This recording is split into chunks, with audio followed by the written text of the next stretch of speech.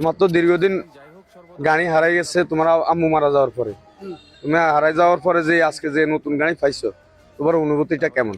আলহামদুলিল্লাহ ভালো। আবার বলো। আলহামদুলিল্লাহ ভালো। এবং যারা তোমার এই গাড়িটা দিছে উপহার, তুমি তাদের প্রতি একটু কিছু বলা থাকলে বলো। কি বলবো, আলহামদুলিল্লাহ সবাই দোয়া আলহামদুলিল্লাহ দিছে, শুকর আলহামদুলিল্লাহ। আর কি কইব, যাক, সবার দোয়াই আলহামদুলিল্লাহ আমি পাইছি। দোয়া নইলে জীবনে খাইতাম না। 10 জনের দোয়াই ইনশাল্লাহ পাইছি। তাহলে আজকে আজকে যে নতুন গাড়িটা চালাইতে পারতেছো, তোমার এই গাড়িটা যে হাতে আছে, তোমার তাই তাহলে আলহামদুলিল্লাহ আল্লাহর রহমতে খুশি হয়েছে তো? ইনশাল্লাহ ইনশাল্লাহ আলহামদুলিল্লাহ খুশি। বিশেষ করে তুমি কার প্রতি কৃতজ্ঞ? সবাই বুদ্ধি আমি ইনশাল্লাহ ভালো।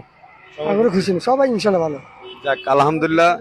আমাদের পৌর 7 নং ওয়ার্ড, আমাদের বতা সবাই তাকে চিনে।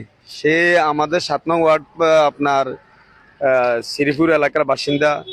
তার মায়ের মৃত্যুর পরে স্কয়ার হাসপাতালের সামনে তার তার একটা গাড়ি ছিল, হারাই গেছে। আমাদের এলাকার সকলের সহযোগিতা এবং আমাদের এলাকার সর্বপ্রথম আমরা বেশি স্মরণ করতে হবে আমাদের আরিফ ভাইকে। ওনার যথেষ্ট ভূমিকা ছিল এবং আমাদের বন্ধু সবুজ, তারপরে রায়ান, এলাকার আরো অনেক মুরব্বী, আমাদের তাকওয়াত চ্যারিটি, এই সবাই মিলি সবার সহযোগিতা তাকে একটা গাড়ি দিতে পারি, আমরা সবাই আনন্দিত। তো এই বতা খুশি হয়েছে, এটা শুনি আমিও অনেক খুশি, হ্যাপি। আল্লাহ বতারা ভালো রাখুক, বতার রিজিক আজরে বরকত দান করুক।